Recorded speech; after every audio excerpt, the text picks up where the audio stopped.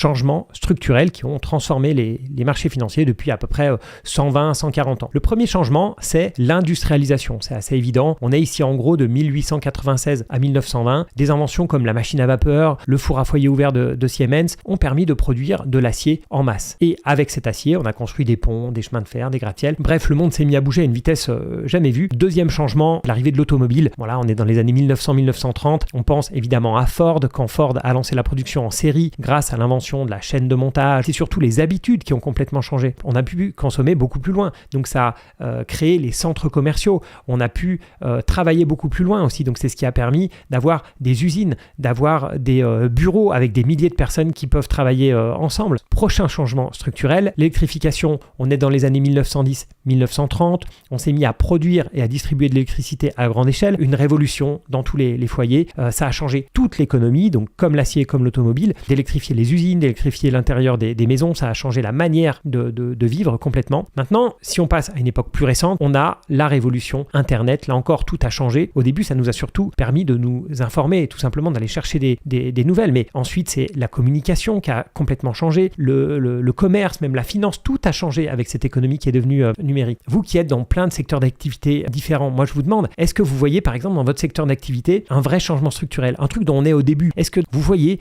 des découvertes, des innovations qui peuvent transformer notre manière de vivre et l'économie? Ça, c'est la première question que je vous pose. Et la deuxième, c'est, selon vous, quels seraient les secteurs qui pourraient en profiter? Et je vais lire vos commentaires avec impatience. Voilà, merci à tous et à bientôt pour d'autres vidéos.